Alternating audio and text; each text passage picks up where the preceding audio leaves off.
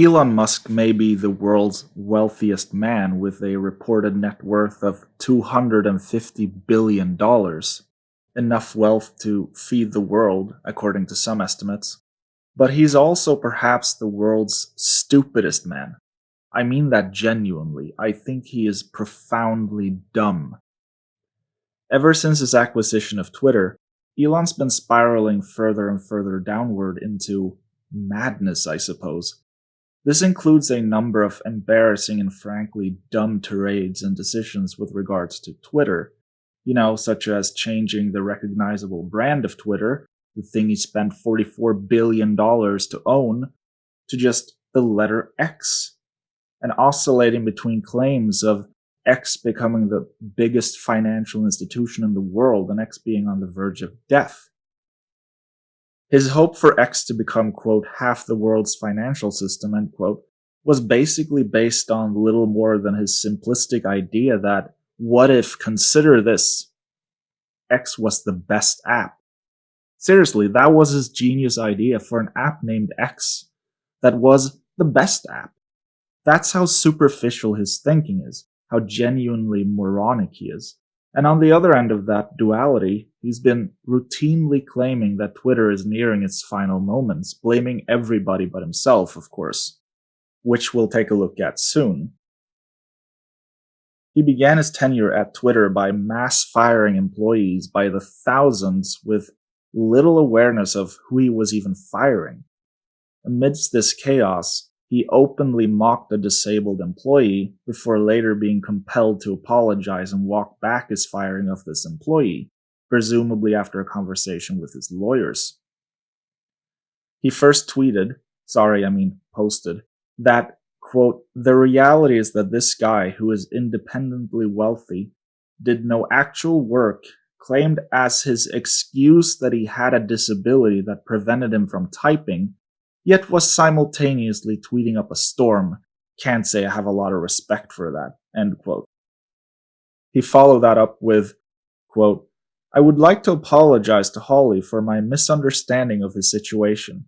It was based on things I was told that were untrue or in some cases true, but not meaningful. He is considering remaining at Twitter, end quote. It's quite frankly embarrassing that Musk ever thought it was appropriate to publicly mock a disabled employee. I can't say I have a lot of respect for that. The mass firing also saw the gutting of the child safety team, at a time when conservative personalities were posting CP to own the libs without being banned for it. Elon's excuse for not banning Dom Lucre after he posted CSA material was that, quote, only people on our CSE team have seen those pictures. For now, we will delete those posts and reinstate the account, end quote. Per the Washington Post, the tweet had already accrued 3 million views and 8,000 retweets. But in truth, even if nobody had seen it, it is inexcusable to retrieve and publicly post any material depicting the abuse, sexual or not, of children. And it is inexcusable not to permanently ban the perpetrator who posted it. But this is par for the course for Elon. After acquiring Twitter, he immediately began unbanning all kinds of far-right accounts by the hundreds, Nazis and the like. He has, over the course of a year or two, delved further and further into the right-wing rabbit hole, whether that meant openly being transphobic despite his own daughter being a trans woman, or signal boosting and agreeing with the sentiments of far-right personalities on Twitter. This came to a head recently when Elon directly agreed with an openly anti-Semitic post by a Nazi, responding with, quote, "You have said the actual truth," end quote, after the Nazi accused Jewish people of being anti-white. At this time, Media Matters reported that they were able to get ads to appear next to explicit far-right material on Twitter. This, along with critical reporting on Elon's own tweeting habits, caused advertisers to pull their ads from the platform, a massive financial hit for the company. As a lot of far-right types do, Elon Musk claimed that this was an attack on free speech. Media Matters using their free speech, that was the attack on free speech, according to Elon. And to protect free speech, Elon decided to sue Media Matters for using their free speech. Because advertisers use their freedom to choose not to advertise on the platform. Yeah. Following this debacle, Elon Musk went on what has been described as an apology tour to Israel, a country that is currently engaged in a campaign of ethnic cleansing against a people that it has oppressed for 75 years. And after returning home, Elon Musk recently did an interview where he said, well, let's listen and break it down. Obviously, you know that there's a public perception that, and you're clarifying this now, but there's a public perception that that was part of a apology tour, if you will, that this had been said online. I'm not the first to point this out. I saw others making this observation online, but it appears he is wearing an IDF dog tag as a symbol of his support for Israel after his apology tour. You know, Israel that is currently engaged in indiscriminate bombings of Palestinian children. They've literally killed thousands of people, including thousands of children. And not much remains of Gaza, which has basically been leveled. There was all of the criticism. There was advertisers leaving. We talked to Bob Iger today. I hope they stop. You hope? Don't advertise. You don't want them to advertise? No. What do you mean? If somebody's going to try to blackmail me with advertising, blackmail me with money? He's actually acting like a petulant child here. This is not what blackmail is. Advertisers choosing not to advertise on your platform in order to protect their brands because they don't want their brands to be associated with Nazis are not blackmailing you, Elon. They're just not. Go fuck yourself. But there it is, the most awkward moments in human history. He thinks he did something there, and the audience just doesn't know how to respond. He's a man-child, a little boy. It's kind of embarrassing. And then he'll say it again to try and coax a reaction from the awkward audience. Let's watch. Go fuck yourself. Is that clear? I hope it is. Hey, Bob, if you're in the audience. Well, let me ask you then. That's how I feel. Don't advertise. Even the interviewer doesn't quite understand what is even happening, as Elon, a grown man, 52 years old, is throwing a tantrum while also trying to make it seem as if he doesn't care. How do you think then about the economics of X? If part of the underlying model, at least today, and maybe it needs to shift, maybe the answer is it needs to shift away from advertising. Elon's already tried that with the blue check marks. Maybe the answer isn't to move away from advertisements, but instead to create a user and advertiser-friendly platform that isn't thoroughly infested with Nazis. Maybe the answer is for Elon not to publicly engage with and agree with Nazis on the platform. Crazy idea, I know.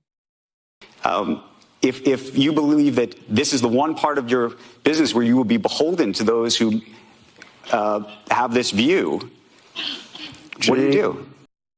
Quote, beholden to those who have this view, end quote. What view are we talking about here? And is it an unreasonable expectation to be beholden to it? Well, we're talking about anti-Semitism and Nazism. That bar is so low. When the interviewer talks about being beholden to people with certain views, what we're talking about here is the view of the advertisers that their products shouldn't be associated with Nazism. Why? Real adult behavior right here. I understand that, but there's a reality too, right? Yes. No. I mean, Linda Yaccarino's right here, and she's got to sell advertising. Absolutely. So, totally. No. Actually, what this advertising boycott is going to do, it's going to kill the company. Oof. And there it is. Plenty to comment on here. First of all, Elon almost seems to be on something. Is he high? Is he drunk? Is he just losing his mind? maybe all of the above. He describes what is happening as an advertiser boycott, but I reject that. This isn't what a boycott is. A boycott is the act of not supporting a company with the intention of affecting a political outcome, a change in policy, for example. The advertisers are not doing that. All they're doing is protecting their brand. They couldn't care less about far-right extremism or affecting positive political outcomes. They just want to continue making money. And the way they do that is through their brand, which they don't want associated with anti-Semitism. And do you think that and the whole world will know that those advertisers killed the company, and we will document it in great detail. Oh, okay. It will be documented in great detail how the advertisers killed Twitter, not Elon. He doesn't have any responsibility or agency here whatsoever. It wasn't his decisions, like for example to allow Nazis to run rampant on Twitter, that justifiably caused advertisers to pull out. No, the advertisers were mean to Elon and Twitter, and the world shall know it. Won't somebody think of Elon Musk's feelings? But those advertisers, I imagine, are going to say, we didn't kill the company. Oh yeah? They're going to say, tell it to Earth. But they're going to say, Elon, that you killed the company because you said these things and that they were inappropriate things and that they didn't feel comfortable on the platform, right? That's what they're going to say. And let's see how Earth responds to that. Quote, let's see how Earth responds to that, end quote.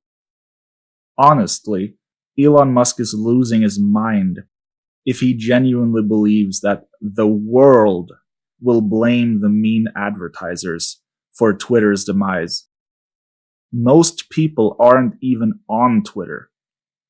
The levels of megalomania and narcissism on display here are staggering. I'm sure Elon's base of supporters, including far-right types and tech bros, will fully buy into this narrative, despite how plainly dumb it is. But the world isn't going to care about or agree with this whiny nonsense. It's actually shocking what a man-child Elon Musk is. I know the title of this video is that Elon Musk is losing his mind, but seriously, he lost it a long time ago.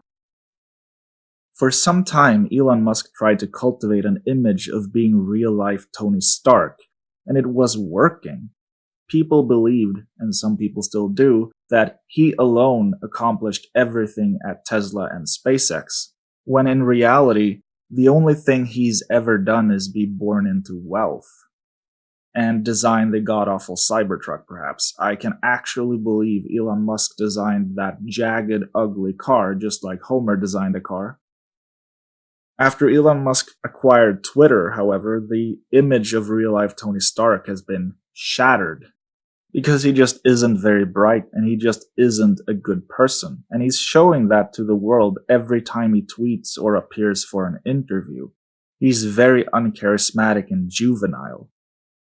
He's been surrounded by yes people his entire life, so he just doesn't understand how dumb and detached from reality he is. And now he's chosen to surround himself with the worst people on the planet. And surprise, surprise, he too has become one of the worst people on the planet. Anyway, thanks for listening. Like, comment, and subscribe. If you enjoyed the video and would like to see more, please consider supporting me on Patreon. And check out my hour-long video on the Swedish far-right titled How the Swedish Far-Right Has Become Mainstream. It's very interesting and talks about the Swedish far-right from World War II up until today. And with that said, have a good day and stay safe out there.